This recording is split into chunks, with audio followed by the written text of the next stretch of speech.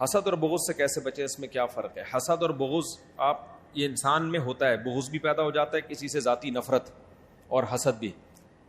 تو حسد کا علاج تو یہ ہے, یہ سوچنا چاہیے بھائی میرے جلنے سے اس کا ہوگا کچھ بھی نہیں, میں ہی جل جل کے کالا ہو جاؤں گا, اس کا کوئی نقصان نہیں ہے.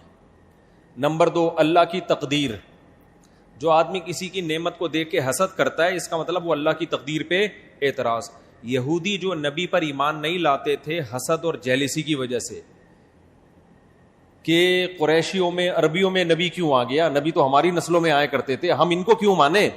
تو اللہ نے کیا فرمایا, اہم یقسمون رحمت ربک, بھائی یہ میں فیصلہ کروں گا کس کو نبوت ملنی ہے کس کو نہیں ملنی.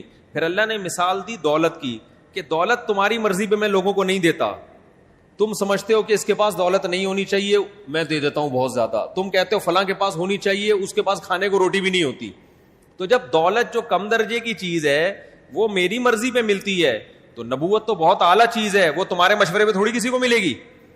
تو جس آدمی کو کسی میں نعمت دیکھ کے جلن پیدا ہوتی ہے, وہ اصل میں اعتراض کس پہ کر رہا ہوتا ہے؟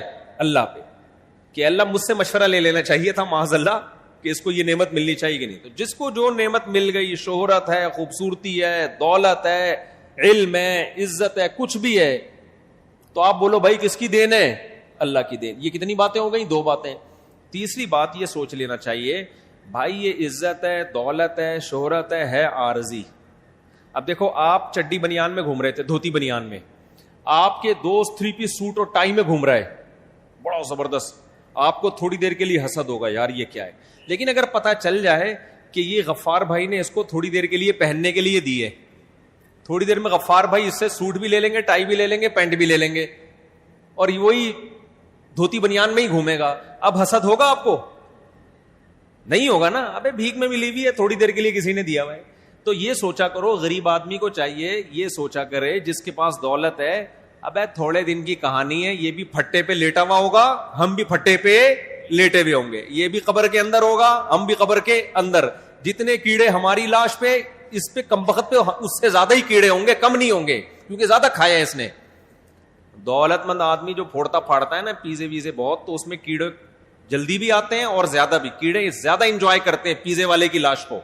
غریب کے پاس پیزے کے پیسے نہیں ہوتے. تو اس لیے یہ سوچ کے صبر کیا کرو بھائی کہاں پہنچ جائے, جتنی عزت کی بلندیوں پر, شہرت کی بلندیوں پر, دولت کی بلندی پر, لیٹنا پھٹے پہ ہی ہے, غسل کے جہاں غسل دیا جائے گا, اور پھر قبرستان کے اندر. تو تھوڑے دن کی نعمتیں کسی کو مل گئیں, اس پہ جیلسی, یہ کیوں, تو اپنی بے وقوفی کی بات سمجھتے. اور ایک اور علاج اس کا یہ ہے کہ جس سے حسد ہونا اس کے لیے دعا کیا کرو, اے اللہ اس کو اور دے. تکلیف تو بہت ہوگی یہ دعا مانگتے ہوئے, بہت غصہ آئے گا کہ یار میں پہلے یہ کہہ رہا ہوں اس کو اتنی بڑی گاڑی مل گئی, میرے پاس رکشا ہے, ریڈی ہے, یہ میرا دوست تھا اور آج گاڑیوں میں گھوم رہا ہے. تو دعا کیا کرو اے اللہ اس کو اس جیسی ایک اور گاڑی اور دے دے.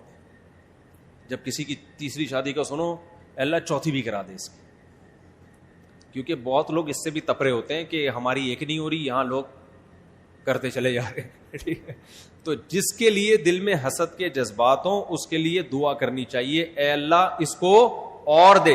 تو تھوڑی دل میں تکلیف تو ہوگی, دل تو چاہ رہا ہوگا اللہ تباہ کر دے اس کو, بیڑا ہی غرق کر دے, لیکن آپ نے کیا کرنا ہے؟ دعا, اے اللہ اس کو اور دے. اس دعا سے کیا ہوگا؟ دل ٹھیک ہونا شروع ہو جائے گا. کہتے ہیں کہ آئینہ بنتا ہے رگڑے لاکھ جب کھاتا ہے دل, کچھ نہ پوچھو دل بڑی مشکل سے بن پاتا. دل پہ جب رگڑے لگتے ہیں تو چمکتا ہے, تو رگڑے لیں گے. اور ایک اور کام کیا کرو, اس کی تعریفیں کرنا شروع کر دو. حالانکہ دل چاہ رہا ہوتا ہے اس کی برائی, لیکن لوگوں کے سامنے تعریفیں.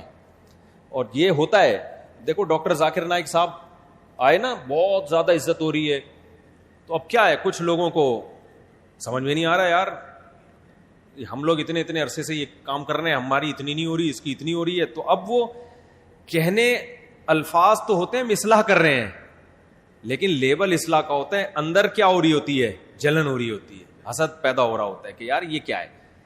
تو ہمیشہ دشمن انہی کے ہوتے ہیں جن کو شہرت, عزت, دولت یا کوئی خاص حسن و جمال, کوئی بھی نعمت, انہی کے دشمن ہوتے ہیں. تو ایسے موقع پہ دعا دینی چاہیے. اور اگر کسی میں کوئی غلطی ہے تو غلطی کی اصلاح کا طریقہ خیر خواہی کے ساتھ اس کی بھی اصلاح کر سکتا ہے, طنز اور طعنے کے بغیر بھی کر سکتا ہے انسان سے. تو یہ چند نسخے استعمال کریں گے تو حسد مارکیٹ سے کیا ہو جائے گی؟ شارٹ. اور بغض کا بھی ایسا ہی ہے.